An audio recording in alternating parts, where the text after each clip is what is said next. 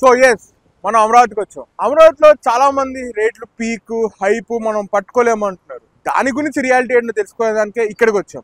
అమరావతిలో చెప్పే రేట్ ఒకటి, కొనే రేట్ ఇంకొకటి. ఈ డిఫరెన్స్ ఎందుకు వచ్చిందంటే బేసిక్ గా టీడీపీ గవర్నమెంట్ రాకముందే అవసరం కోసం అమ్ముకునే రైతులందరూ రిస్క్ ఎందుకు అని చెప్పి ఆ వచ్చే హైప్ లోనే అమ్మేశారు.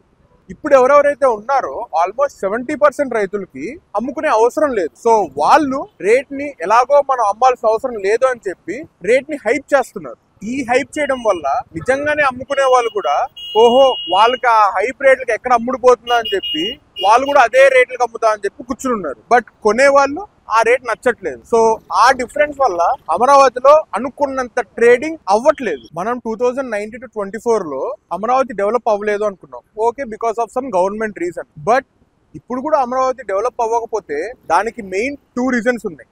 1, కొన్ని మంది ల్యాండ్ లార్డ్ మనకు ఎలాగో అమ్మే అవసరం లేదు కదా అని చెప్పి ఉన్న రేట్లని ఆకాశాన్ని అంటేటట్టు చేసి ఎలాంటి బిజినెస్ జరగకుండా చూసేవాళ్ళు. 2, ఇది ఖచ్చితంగా చెయ్యాలి అని చెప్పట్లేదు, బట్ మనకున్న ల్యాండ్స్ ని జాయింట్ డెవలప్మెంట్స్ కానీ జాయింట్ వెంచర్స్ కానీ ఇస్తే కొత్త లేఅవుట్లు, కొత్త విల్లా ప్రాజెక్ట్స్, అపార్ట్మెంట్ ప్రాజెక్ట్స్ వస్తాయి. సో డెవలప్మెంట్ ఫాస్ట్ గా ఏదైనా స్కోప్ ఉంటుంది. సో ఎవరైనా కొనే వాళ్ళు ఉంటే వాళ్ళు వచ్చినప్పుడు ఊరినే చెప్పే రేట్లు వినకండి. ఏవైతే కొనే రేట్లు ఉన్నాయో, ఏవైతే అమ్ముడుపోయిన రేట్లు ఉన్నాయో అవి చూసి ప్రైజెస్ ని ఫిక్స్ చేయండి.